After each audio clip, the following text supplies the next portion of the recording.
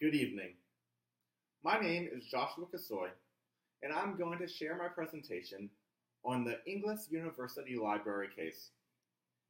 Please open the attached PowerPoint file as it is connected to this presentation.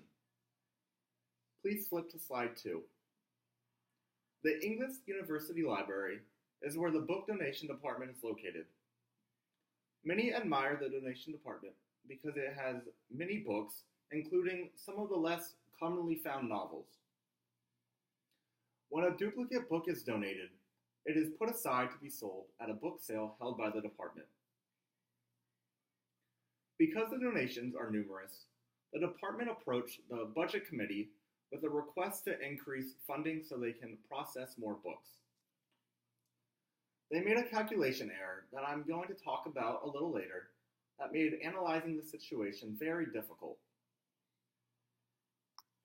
On slides 3 through 5, I'm going to discuss various cost classifications reviewed in this case. In terms of fixed costs and variable costs, the fixed costs included the librarian salary and facility costs, and the variable costs included the RFID tags and the graduate student stipend. The fixed costs are labeled as such because these costs will be incurred no matter what happens. The variable costs are categorized that way because the RFID tags depend on the amount of books, and the stipend could vary depending on if the student works the 20-hour work week in the library or not. The next slide shows direct costs versus indirect costs. Direct costs are costs that are directly related to production, and in this case, the RFID tags are a direct cost. Indirect costs include the librarian salary, the graduate student stipend, and facility costs, because these costs are not directly linked to the assembly. Slide 5 discusses committed and flexible costs. The committed costs in this case are the salary and facility costs because the university is obligated to pay these costs regardless of the situation. Flexible costs are costs that could potentially fluctuate and include the graduate student stipend and RFID tags. Please go on to slide 6.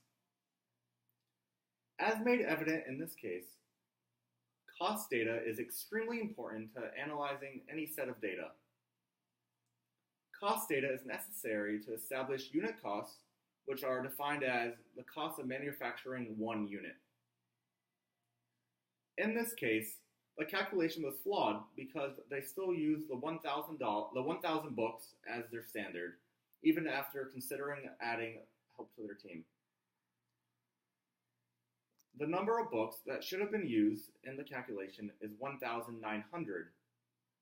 By using the wrong number, the unit cost calculated to be $23.90, while the correct cost should have been $12.82. On slide 7, I have included the correct calculation, encompassing the additional part-time student help. The librarian allocated $12,000 of her $48,000 salary to the donation department. Adding that to $5,200, the graduate student stipend, $1,200, the facility cost allocation, and $5,000, the part-time student help, we get a total cost of $23,400. Dividing the total cost by 1,900, the correct amount of books, we get a per book cost of $12.32. If we add the 50-cent cost of the RFID tag per book, we end up with a total cost of $12.82. Finally, please go on to slide 8.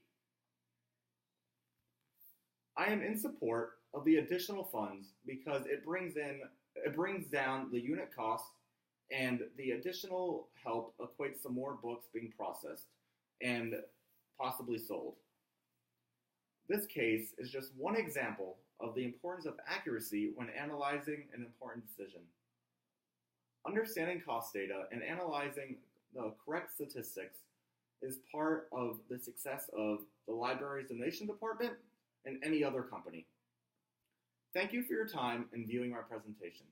Have a great night.